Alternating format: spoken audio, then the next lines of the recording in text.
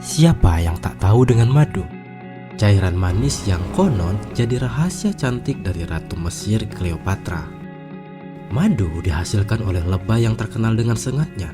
Tapi tahukah kalian, ada jenis lebah yang tidak bersengat dan juga menghasilkan madu. Ada yang menyebutnya kelulut, kelenceng, dan galuh-galuh. Lebah mungil ini memang tak punya sengat, tapi ia menghasilkan madu dengan karakter yang tak kalah istimewa. Lebih asam, lebih ringan, dan kaya antioksidan. Di Sumatera Barat, tepatnya di kawasan hutan Lubuk Binturun, Kota Padang, madu galuh-galuh dibudidayakan secara tradisional oleh kelompok tani hutan Sungai Gariang. Namun, cara-cara tradisional ini ternyata tidak mampu memaksimalkan potensi sesungguhnya dari madu galuh-galuh karena harus menghadapi keterbatasan, terutama dalam aspek produksi, manajemen, dan pemasaran. Karena itulah, LPPM Universitas Andalas hadir melalui program kemitraan masyarakat. Tim yang terdiri dari dosen dan mahasiswa hadir untuk melakukan transformasi usaha madu galuh-galuh di KTH Sungai Gariang.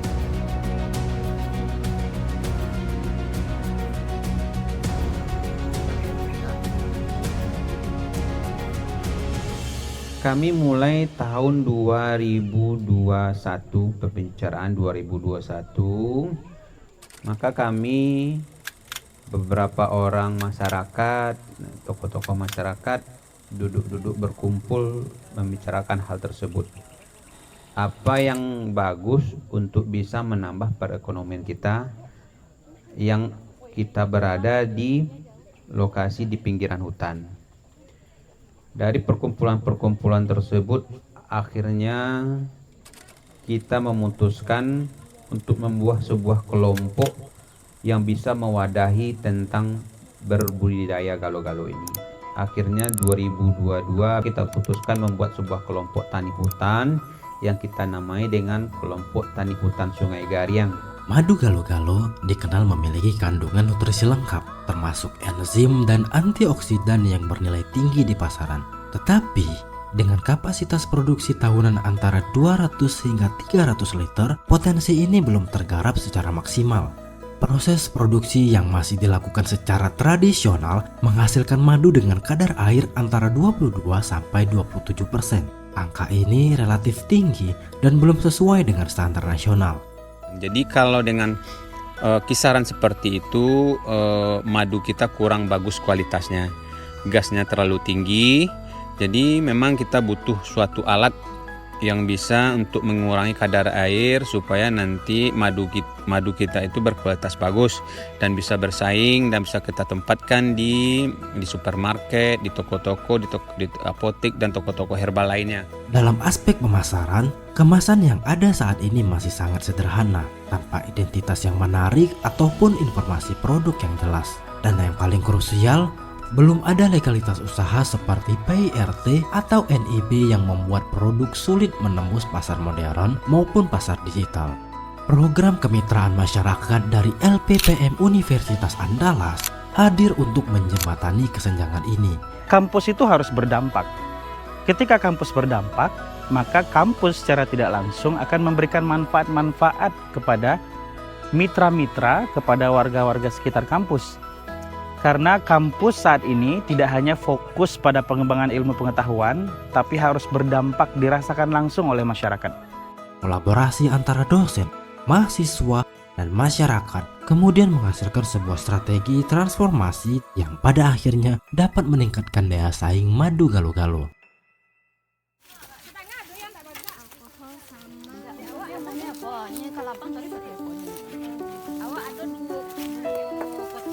Transformasi dimulai dari aspek paling fundamental, yaitu kualitas produk. Tim memperkenalkan teknologi tepat guna untuk menurunkan kadar air madu agar sesuai dengan standar dan lebih awet.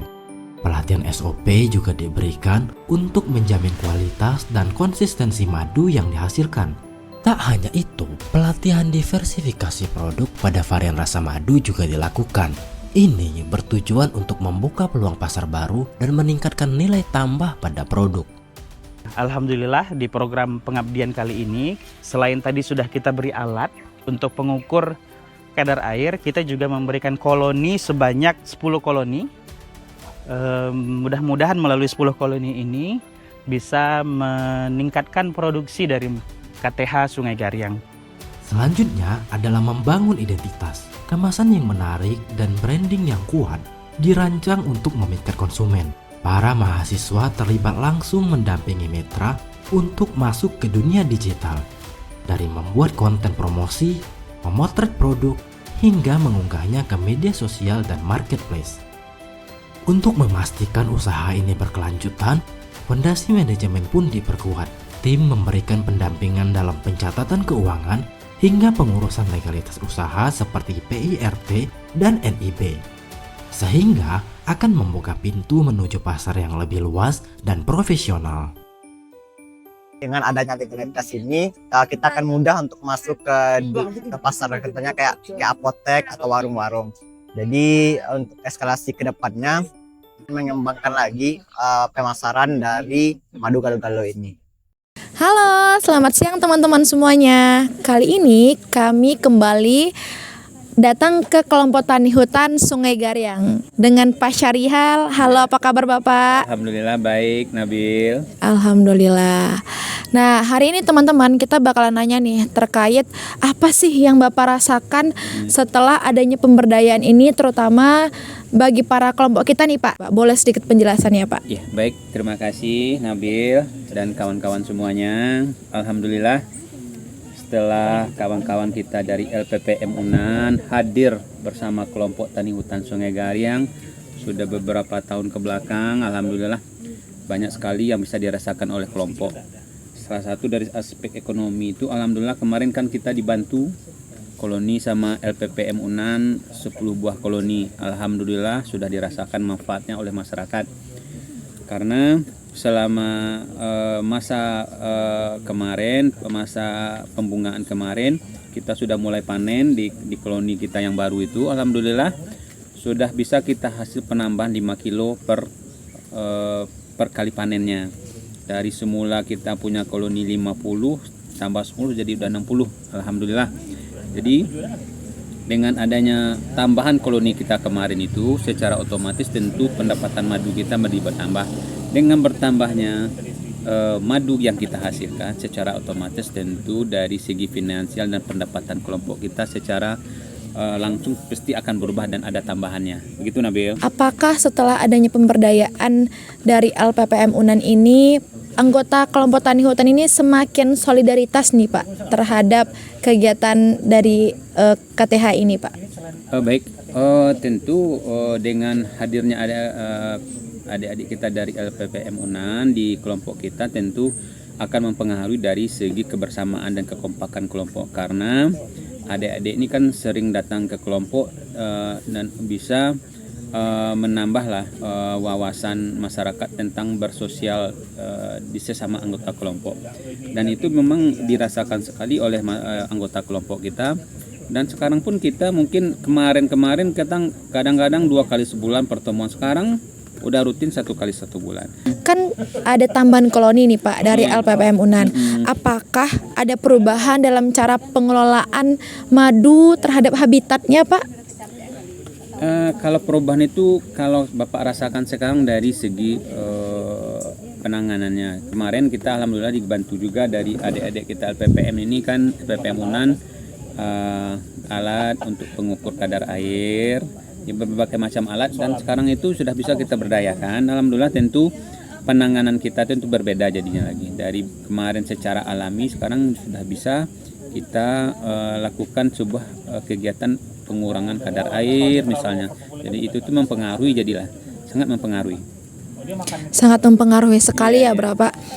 Kemudian Pak, dari bidang kelembagaan dan kapasitasnya nih Pak, apakah adanya terjadi keterampilan dari anggota nih Pak setelah adanya bantuan yang semakin banyak dari LPPM Unan ini? Apakah para anggota KTH ini semakin aktif Pak dan kreatif? Oh iyalah, tentu mempengaruhi karena dengan selama ini anggota itu belum punya alat ini, sekarang udah punya, tentu mereka berkeinginan untuk memakai alat-alat tersebut dan memperagakan dan dan merasakan apa hasil dari alat-alat yang telah diberikan oleh adik-adik LPPM itu. Dan itu anggota kita sangat antusias. Mudah-mudahan kerjasama kita ini ke depannya jangan sampai terputus, kita lanjutkan terus secara berkala. Mudah-mudahan kehadiran adik LPPM Punan ini sangat mempengaruhi mulai dari sumber daya manusianya dan segala macamnya. Baik Pak, berarti setelah diadakannya kegiatan pemberdayaan LPPM Unan ini sangat memiliki hasil yang sangat positif ya Pak bagi Iya, para iya. kelompok tani hutan ini. Baik teman-teman, ini sedikit basa-basi pertanyaan kita dari bidang ekonomi, lingkungan, sosial, serta kelembagaan dari kelompok tani hutan ini sudah sangat meningkat teman-teman. Dan output dari tujuan kita diadakan pemberdayaan ini sudah terrealisasikan dengan baik ya Pak. Dan semoga kerjasama ini bisa berkelanjutan ke depannya. Terima kasih sebelumnya Pak atas waktunya pada siang hari ini. Semoga apa yang Bapak harapkan juga dapat kami realisasikan kembali. Dan terima kasih juga kepada teman-teman yang sudah menonton video ini, kepada pihak-pihak yang mendukung dalam pemberdayaan masyarakat kelompok tani hutan Sungai Garyang ini. Terima kasih.